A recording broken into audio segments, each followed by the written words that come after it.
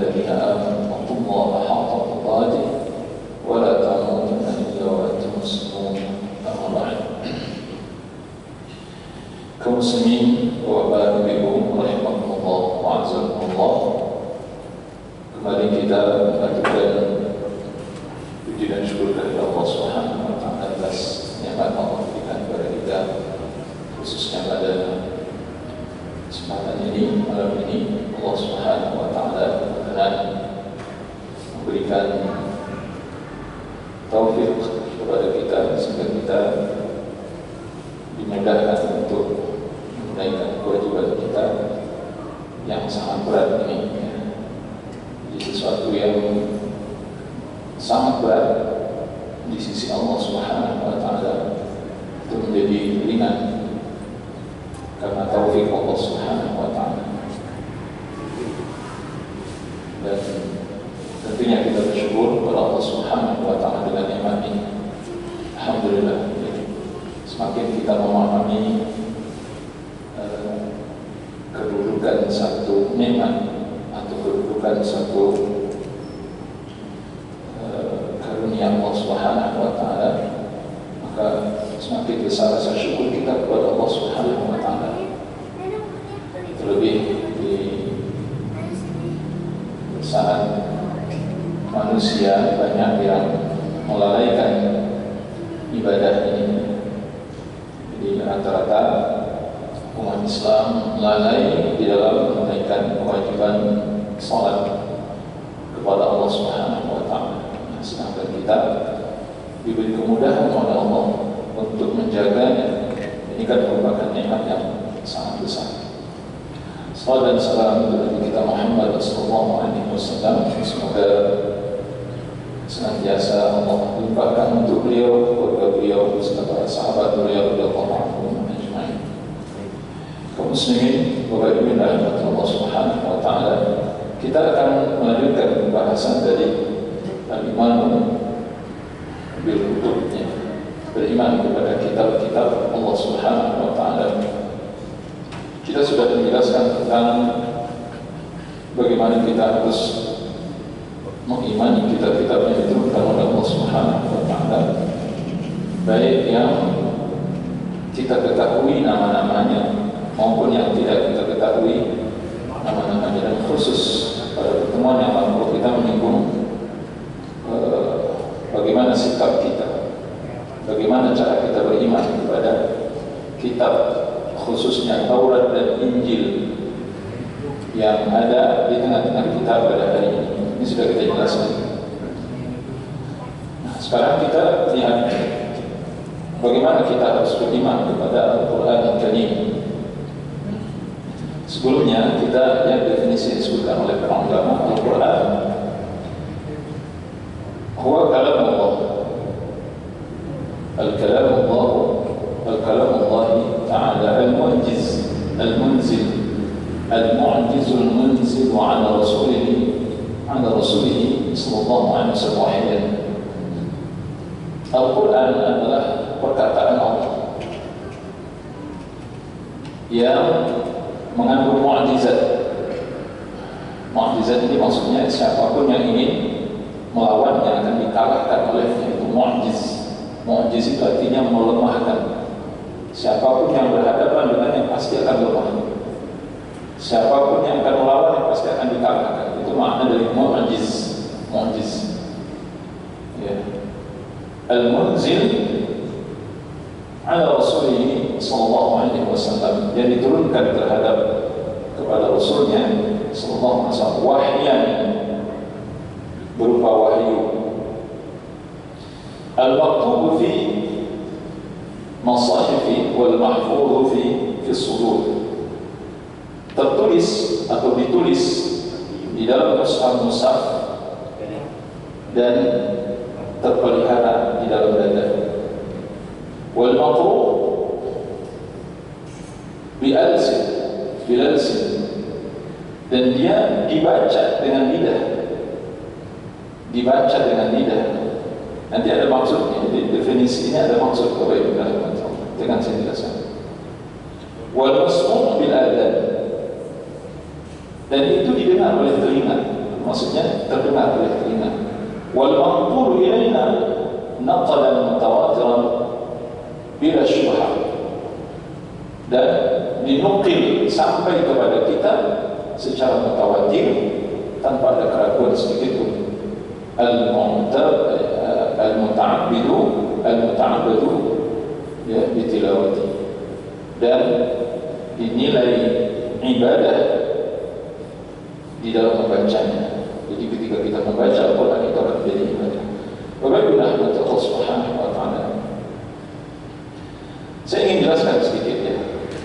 Mungkin Bapak Ibu pernah mendengar ada kelompok yang mengatakan begini, Al-Quran itu yang aslinya itu nggak pernah sampai kepada kita. Aslinya yang Al-Quran itu nggak pernah sampai kepada kita, sehingga apa yang tertulis yang kita lihat saat ini dan apa yang dibaca ini sebenarnya bukan Al-Quran yang asli. Ya, tanpa bahasanya bagi mereka gitu maksudnya. Jadi yang asli itu hanya ada pada sisi Allah Subhanahu wa ta'ala dan tak tersentuh sama sekali. Ya. Boleh dirahmati Allah Subhanahu wa ta'ala. Maka definisi ini dikemukakan oleh Syekh Shalih Fauzan hafizahullah ta'ala seakan-akan ingin menjelaskan kepada kita dan membantah ya, bahwa Al-Quran itu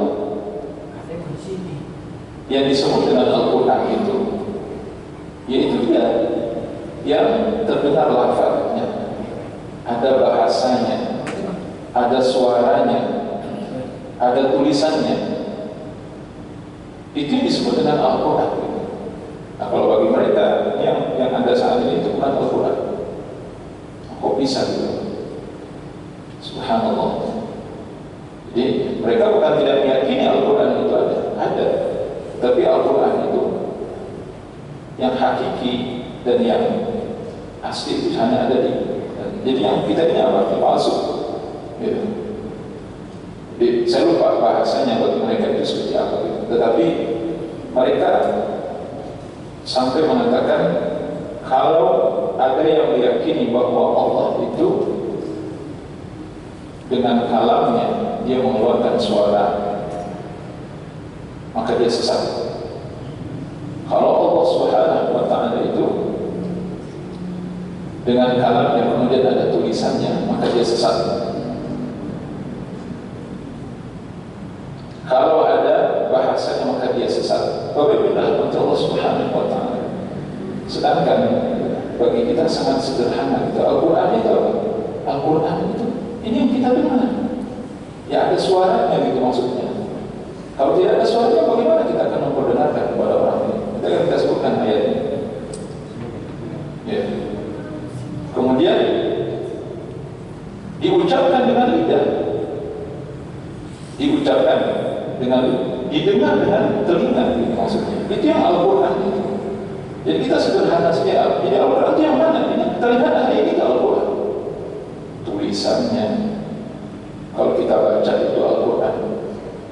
Ya. Kemudian lembaran-lembaran itu disebut dengan Al-Quran. Wabillahi Allah Subhanahu wa ta'ala. Jadi sangat sederhana sebenarnya, tapi tiba di golongan-golongan tertentu nanti akan merasa sangat sulit kita memahami Al-Quran itu yang mana sebenarnya. Wabillahi Allah Subhanahu wa ta'ala. Oleh karena itu, dari definisi ini, Al-Quran itu adalah kalam Allah yang mengandung mukjizat, diturunkan kepada Nabi Muhammad SAW, ditulis di dalam mushaf itu Al-Quran, dipelihara di dalam dada, maksudnya ini dihafal, dan Nabi SAW diberikan kekuatan oleh Allah untuk menghafal dalam dada beliau dan para sahabat. Kemudian dibaca dengan lidah, dibaca dengan lidah. Ini satu contoh misalnya. Ketika Jibril datang kepada Nabi Muhammad SAW pertama sekali menerima wahyu, apa kata Jibril kepada Rasulullah? Iqra. Jawab Nabi, ma'ana biqra. Nabi suruh baca Nabi disuruh membaca oleh Jibril, baca. Nah, bagaimana Allah Subhanahu wa Ta'ala? Maka dalam hal ini memang tidak ada penjelasan secara detail dari ulama. Tetapi Jibril pada saat itu membawa ada sesuatu yang dibaca sebenarnya. Tetapi Nabi katakan, aku tidak bisa membaca ma'an Nabi Talib. Kata Nabi, aku tidak bisa membaca. Sampai 3 kali itu disuruh Nabi. Iqra. Kata Nabi, aku tidak bisa membaca. Iqra, aku tidak bisa membaca. Ya, yang disertai dengan pelukan yang sangat berat pada diri Nabi. Jadi Jibril memeluk Nabi Sallallahu Alaihi Wasallam sampai kata Nabi, aku susah bernafas. Sampai aku susah bernafas, kata Nabi Sallallahu Alaihi Wasallam. Nah, ini di antara penjelasan para ulama sebutkan. Masa Jibril suruh baca sesuatu yang tidak ada? Karena mungkin tiba-tiba datang memperkenalkan diri. Enggak. Jadi Jibril datang tidak memperkenalkan diri kepada Nabi Sallallahu Alaihi Wasallam. Makanya Nabi sehabis menerima wahyu itu, beliau ragu tadi yang datang itu siapa? Jangan-jangan jin, jangan-jangan setan. Itu sahih dalam riwayat. Karena Nabi tidak tahu siapa yang datang. Jibril tidak memperkenalkan dirinya pada saat itu. Nah, kemudian tiba-tiba suruh baca. Tak terbayang oleh kita entah siapa yang datang. Kemudian tiba-tiba suruh baca. Yang disuruh baca juga nggak jelas. Maksudnya nggak ada teksnya. Apa mungkin itu? Ya rasanya nggak mungkin itu. Pasti ada sesuatu yang ditampakkan oleh Jibril, tapi disuruh baca. Tapi Nabi katakan, saya tidak bisa baca. Ini satu dalil oleh orang ulama bahwa Nabi tidak bisa baca. Artinya apa? Memang ada yang ditampilkan oleh Jibril di hadapan Nabi SAW, tapi Nabi memang tidak bisa membaca. Tidak bisa membaca. Barulah kemudian Jibril mengatakan, Iqra' bismi rabbikal ladzi khalaq. Itu didengar oleh Nabi atau tidak? Didengar oleh Nabi. Apa buktinya? Diikuti oleh Nabi. Kan itu ayat diikuti oleh Nabi. Dan Nabi menghafalnya. Itu disebut al-masmu' bil adan. Itu didengar dengan telinga oleh Nabi. Dan itu wahyu. Itu maksudnya itu Al-Quran yang didengar oleh Nabi SAW. Didengar oleh beliau dengan telinga beliau. Ada suaranya. Makanya Nabi SAW mendengar suara itu. Maka suara itu disebut dengan Al-Quran. Ya, ucapan itu disebut dengan Al-Quran. Al-manqul ilaina naqala mutawatiran ila syubah. Dan dinukil atau diriwayatkan sampai kepada kita secara mutawatir dengan tidak ada keraguan. Tidak ada keraguan sedikit. Jadi Bapak rahmat Allah Subhanahu wa Ta'ala, sekali-kali kita tidak boleh merasa ragu di dalam hati terhadap Al-Quran. Jadi apa bedanya Al-Quran dengan hadis? Kalau hadis masih ada yang dhaif, masih ada yang sahih, hasan, dhaif, maudhu'. Itu sifat hadis. Masih ada yang sahih, yang hasan. Kalau tingkatan hasan ini masih bisa diterima. Tapi kalau sudah dhaif itu tidak bisa diterima. Tapi kalau dhaifnya kelewatan itu maksudnya. Kemudian apalagi kalau maudhu' itu maksudnya maudhu' ini bukan hadis, tapi dibuat-buat kemudian dikatakan itu hadis. Jadi kalau hadis Nabi itu masih ada kemungkinan bahwa itu bukan hadis. Masih ada kemungkinan bahwa orang berbohong mengatakan ini hadis dari Nabi. Ya. Maka disebutkan oleh para ulama itu di antara yang paling banyak yang bikin hadis palsu itu orang-orang Syiah. Ya. Orang Syiah, orang Khawarij dan yang lain. Ini suka memalsukan hadis. Dia katakan ini hadis dari Nabi, padahal itu sebenarnya bukan hadis dari Rasulullah SAW. Tapi tidak dengan Al-Quran. Al-Quran diriwayatkan secara mutawatir. Mutawatir ini apa maksudnya?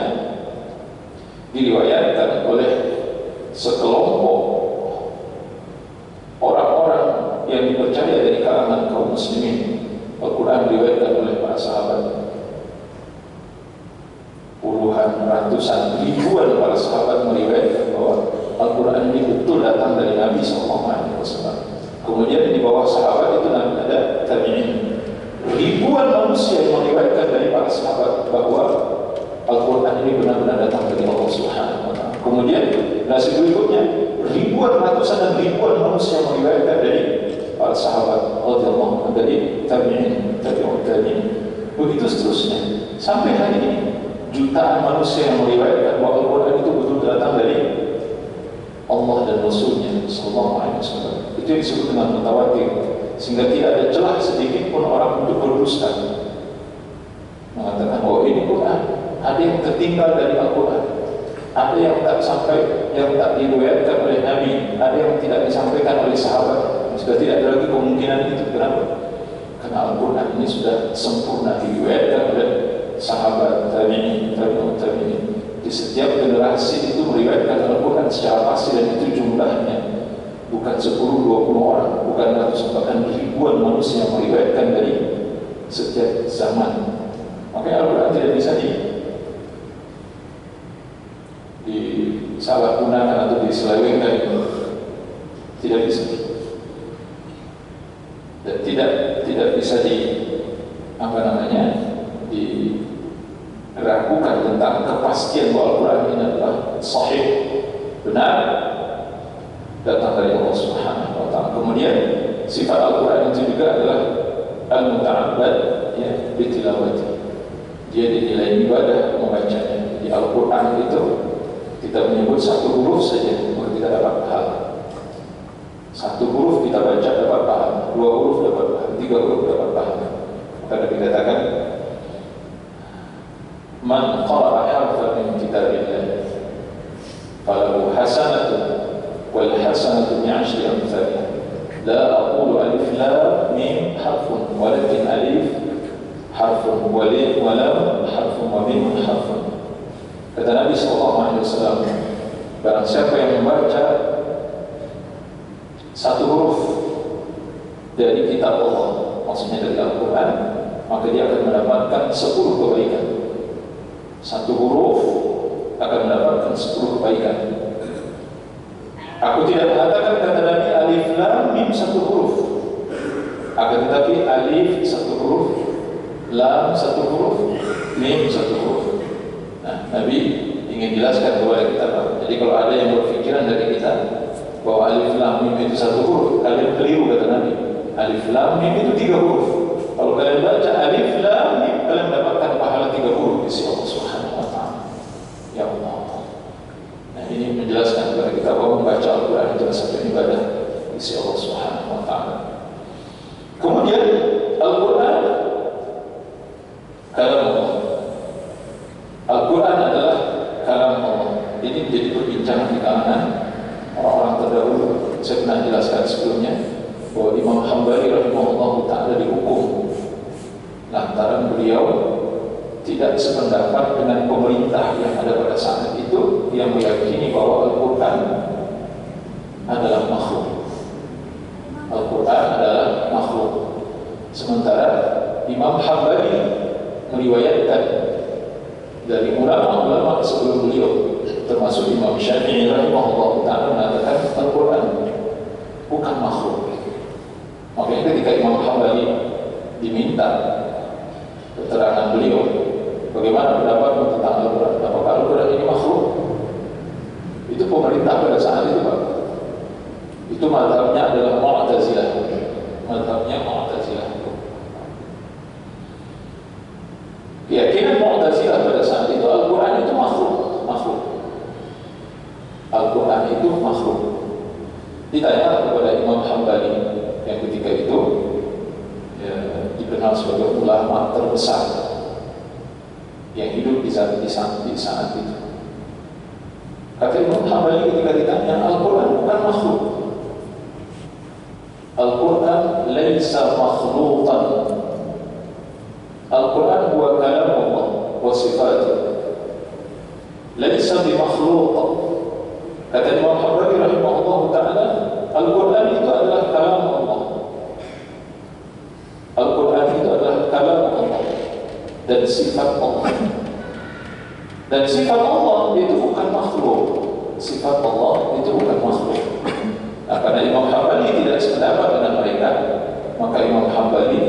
disiksa dengan dicambuk oleh Allah Subhanahu wa taala. Maka kita katakan bahwa Al-Qur'an ini perkataan para ulama terdahulu dari kalangan Ahlus Sunnah tentunya. Al-Qur'an kalam Allah, adalah kalam Allah. Baik itu secara lafaz maupun maknanya. Dan Al-Qur'an bukan makhluk. Al-Quran bukanlah makhluk. Ya.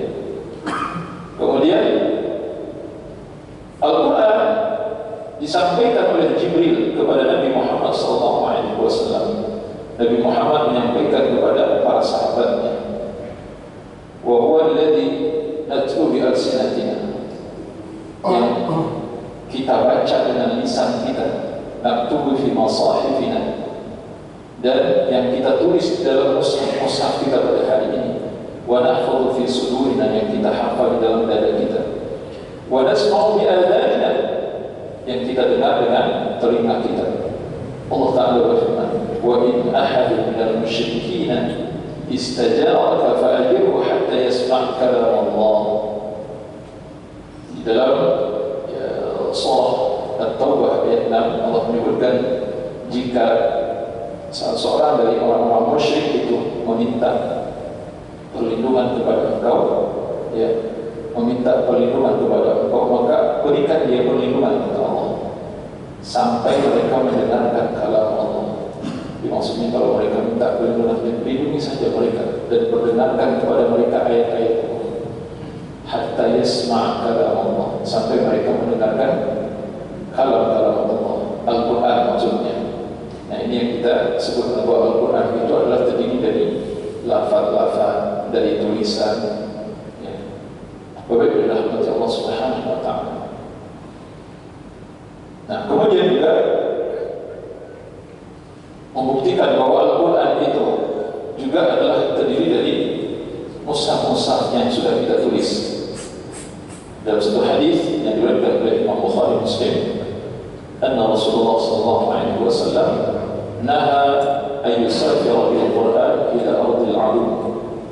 Nabi sallallahu alaihi wasallam melarang kita untuk membawa Al-Quran ke negeri-negeri musuh.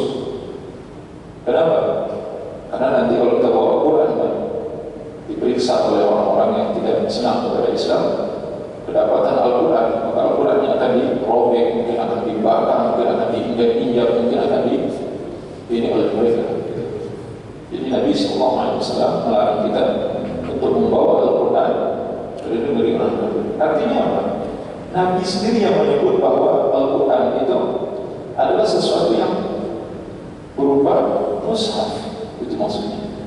Jadi ini lagi-lagi untuk membantah bahwa Allah Subhanahu wa taala, orang-orang yang tidak mengakui bahwa Al-Quran yang ada pada kita saat ini bukanlah Al-Quran yang asli. Ini Al-Quran yang asli.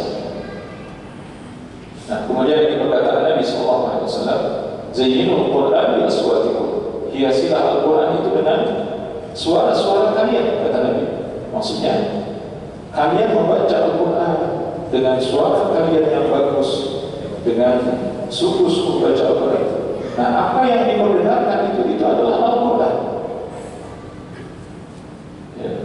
Banyak sekali dari yang terkait dengan hal ini. Wabillahi Allah Subhanahu wa taala. Kemudian terkait dengan keimanan kita kepada Al-Quran juga, bahwa Allah Subhanahu wa taala menjaga Al-Quran. Allah menjaga Al-Quran, tidak seperti kitab-kitab yang lain. Allah Subhanahu wa taala berfirman, inna nahnu nazzalna al-dhikra wa inna lahu lahafidhun. Sesungguhnya kami yang menurunkan al-dzikr. Dzikr itu maksudnya adalah Al-Quran, dan kamilah yang menjaganya. Dalam surah Al-Fajr Al-Hijr ayat 9 disebutkan. Kemudian juga Allah firmankan di dalam surah Fussilat ayat 41 dan 42 itu, innal ladzina kafaru bi dzikri lamma ja'ahum wa innahu lakitabun aziz. Kata Allah Subhanahu wa taala, sesungguhnya orang-orang yang mengingkari Al-Quran mereka akan binasa. Lamma ja'ahum, tatkala Al-Quran itu datang kepada mereka. Wa innahu lakitabun aziz, karena sesungguhnya Al-Quran itu adalah kitab yang mulia. La ya'tihi al-batil min bayni yadayhi wa min khalfihi tanzilun min hakimin hamid.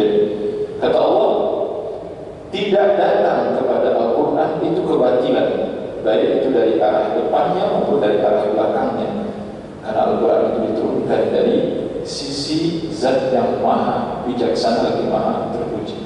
Bapak Ibu rahmat Allah, ini ayat yang menjelaskan kepada kita bahwa Al-Quran itu terpelihara dan tidak ada cacatnya.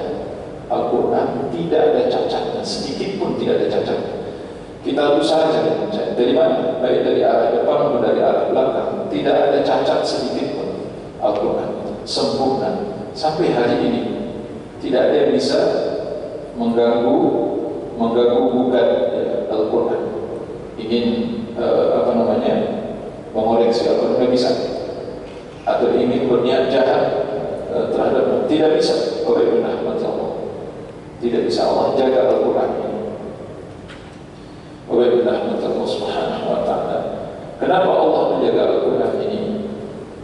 Kenapa kitab terdahulu itu tidak dijaga oleh Allah Subhanahu wa ta'ala, sementara Al-Quran dijaga? Ini pertanyaan banyak muncul. Apa jawabannya? Karena Al-Quran adalah untuk seluruh manusia di seluruh zaman sampai hari kiamat. Adapun kitab-kitab terdahulu itu hanya untuk umat tertentu dan di masa tertentu saja. Taurat misalnya, itu kan yang Tuhan Nabi Musa saja. Selain dari Nabi Musa tidak berlaku. Walaupun di zaman Nabi Musa itu ada umat siapa? Umat Nabi Syuaib. Nah, umat Nabi Syuaib itu tidak berlaku kitab Taurat. Umat Nabi Syuaib tidak berlaku kitab Taurat. Tidak berlaku. Nabi Khidir misalnya, Nabi Khidir itu karena kalau kita perhatikan memang dia tidak mengikuti ajaran Nabi Musa. Karena memang Nabi Khidir bukan umat Nabi Musa. Gitu. Nabi Khidir itu bukan umat Nabi Musa. Nabi Khidir tidak mengikut Nabi Musa. Karena Nabi Khidir bukan umat Nabi Musa. Allah ada. Kalau ada pertanyaan tentang itu. Nah, kenapa Al-Quran dijaga oleh Allah Subhanahu wa ta'ala? Karena Al-Quran ini adalah kitab seluruh manusia. Sejak Nabi kita Muhammad SAW itu Allah dan diturunkan Al-Quran ini, maka tidak boleh lagi ada kitab apapun selain dari Al-Quran yang menjadi panduan. Dan ini berlaku bagi setiap umat, siapapun umatnya, dimanapun dia datang, dari manapun dia muncul, wajib mengikuti Al-Quran, dan itu berlaku sampai hari kiamat. Oleh karena itu dijaga oleh Allah Subhanahu wa ta'ala, karena dia merupakan panduan bagi manusia. Nabi SAW, Allah Subhanahu wa ta'ala berfirman di dalam surah Al-Maidah ayat 48 misalnya. Ini ayat yang kita bacakan sebelumnya.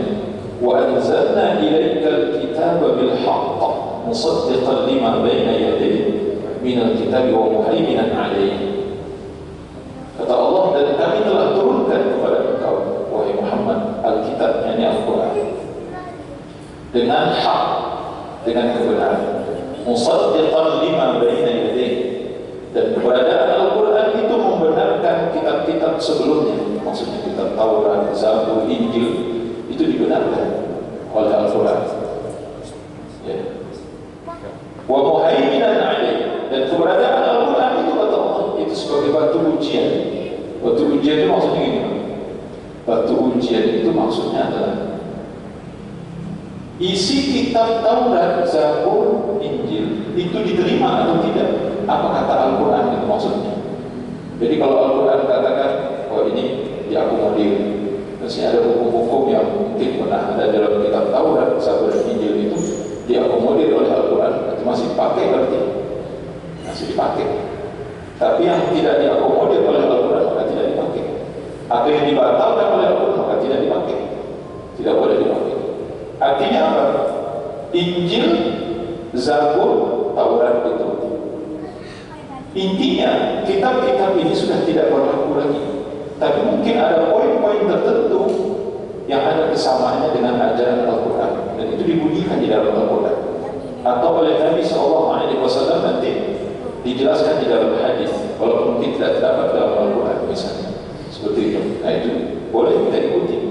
Tetapi yang tidak direkomendasikan oleh Al-Quran, tidak diakomodir oleh Al-Quran, tidak diiyakan oleh Al-Quran, maka tidak boleh kita mengikuti kitab Taurat, Zabur, dan Injil. Karena secara umum kitab yang tiga ini itu sudah dihapus hukum-hukumnya, masa berlakunya, ya, undang-undang dan peraturan dalam itu sudah dihapus oleh Al-Quran. Jadi dengan turunnya Al-Quran, maka kitab-kitab ini sudah tidak berlaku. Wa muhaiminan alaih, itu makna dari kata-kata muhaiminan. Itu makna muhaiminan. Jadi jangan nanti kita nonton ini kan ayat Allah juga. Ini kan wahyu Allah juga. Kita sudah jelaskan sebelumnya, Allah sudah sebutkan di dalam Al-Quran bahwa Taurat, Zabur, dan Injil yang ada pada hari ini itu sudah banyak dirusak. Allah yang khabarkan dalam Al-Quran. Saya sudah sebutkan ayatnya pada pertemuan yang lampau, meski tidak semuanya, tapi kita sudah gambarkan betapa banyak kerusakan-kerusakan yang terjadi di dalam kitab-kitab terdahulu itu, khususnya kitab Taurat dan Injil. Jadi kalau Zabur itu hampir tak terdengar gitu. Bicara tentang Zabur, mungkin Bapak juga agak jarang dengar juga Zabur itu. Kan yang sering muncul ke permukaan itu kan Taurat dan Injil. Karena Yahudi Nasrani itu, ya kalau mereka nyebut Yahudi itu pasti mereka menisbatkan diri kepada siapa? Kepada Nabi Musa dan kitab Taurat.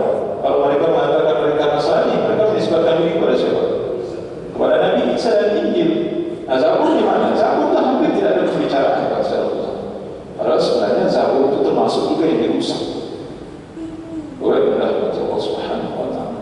Kemudian bukti lagi, ya, di mana hadis ini juga beberapa kali saya bacakan. Walladzi nafsu Muhammadin biyadihi la yasma'u bi ahadin min hadhihi al-ummah yahudiyyun wa nasraniyyun thumma yamut wa yu'min billadzi ursiltu bihi illa kana min ashabillah. Kata Nabi SAW, demi zat yang jiwa Muhammad berada di dalam tangannya. Ini bahasa lain kalimat sumpah itu. Biasanya kalau kalimat sumpah itu kan wallahi, tallahi, billahi, kan kalimat sumpah qasam kan seperti itu. Tapi Nabi ada kalimat lain dari tulisan walladzi nafsu Muhammadin biyadihi atau walladzi nafsi Muhammadin biyadihi. Demi yang jiwa Muhammad berada di tangannya. Itu kalimat sumpah, kalimat qasam diucapkan oleh Nabi. Nabi bersumpah, kata Nabi, tidaklah seorang pun dari umat ini, kata Nabi, baik itu dari Yahudi maupun Nasrani, yang mereka mendengar diutusnya aku, kemudian mereka mati tidak beriman dengan apa yang aku bawa, kata Nabi. Tidak beriman dengan apa yang aku bawa. Apa yang bawa oleh Nabi? Al-Quran, ajaran Islam. Illa kana min ashabina, melainkan mereka akan menjadi penghuni neraka. Kata Nabi, kalau mereka tidak beriman kepada apa yang aku bawa, pasti mereka menjadi penghuni neraka. Artinya apa itu? Tidak bolehlah ada lagi orang Yahudi mengaku Yahudi dan ngotot dengan kitab Tauratnya. Tidak boleh lagi orang Nasrani yang ngotot dengan kitab Injilnya. Itu maksudnya. Kenapa? Karena keberadaan Al-Quran itu telah menghapus semua ajaran kitab yang ada. Menghapus semua itu. Artinya mereka wajib mengikuti Al-Quran, wajib mengikuti ajaran Rasulullah SAW. Begitu seharusnya. Ya. Oleh karena itu, Bapak Ibu Allah, satu kali mungkin Umar radhiyallahu anhu, kalau kita baca juga beliau kan kadang-kadang kenalan juga orang Yahudi. Jadi orang Yahudi, pendeta-pendeta Yahudi itu mungkin baca kitab Taurat, baca kitab Taurat. Kemudian Umar radhiyallahu anhu, ya, itu ternyata satu kali Umar radhiyallahu anhu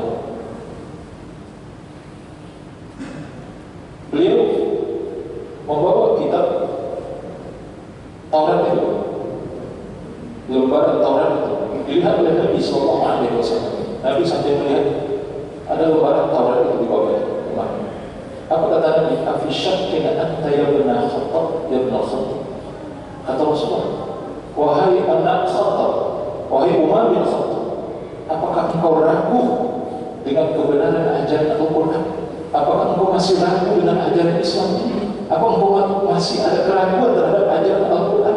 Kata Rasulullah, afi syakkin anta ya ibn Khattab. Apakah kamu masih ada keraguan dalam hatimu sampai-sampai kamu bawa lembaran Taurat? Itu apa nih Taurat? Nabi tegur, Nabi kayak marah begitu sebenarnya. Laqad ji'tukum biha baydha'u naqiyatun. Kata Nabi sallallahu alaihi wasallam, sungguh aku telah datang dengan membawa ajaran yang bersih, suci, yang terang benderang, ya, setelah matahari.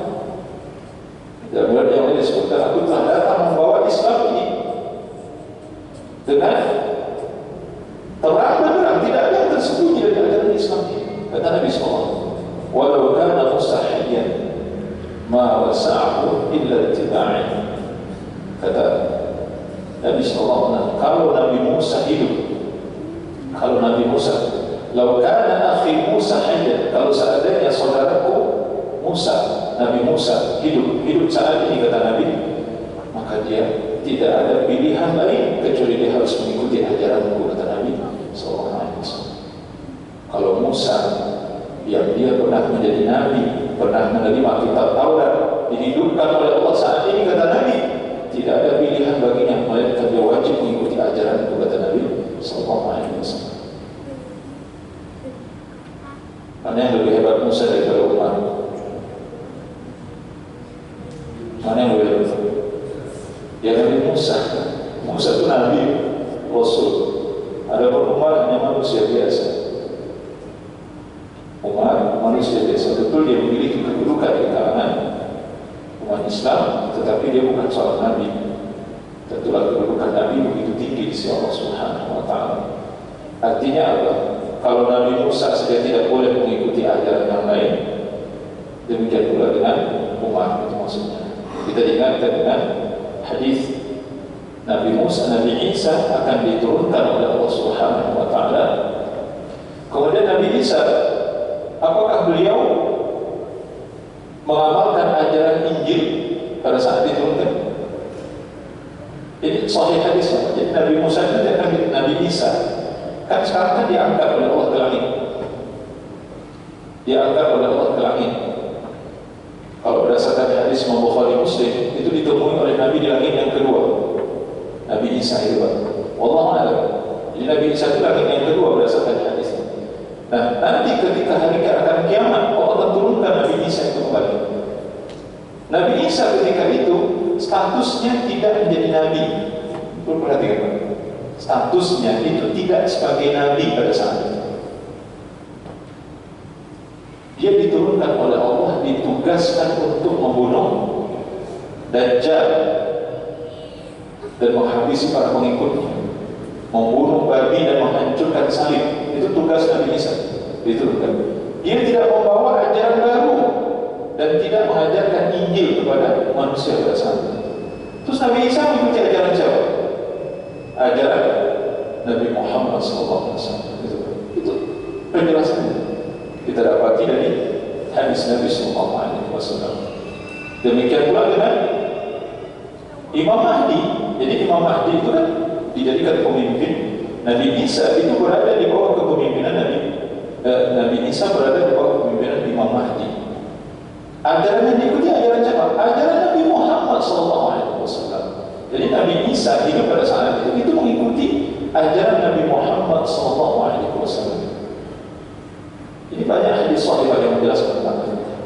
Nah, itu satu contoh sehingga tidak ada alasan bagi orang yang mengaku baik itu Yahudi maupun Nasrani untuk mengamalkan kitab Taurat atau kitab Injil. Orang Nabi Isa saja yang diturunkan kitab Injil kepadanya tidak mengamalkan Injil, bagaimana umatnya kok motor-motor mengamalkan Injil?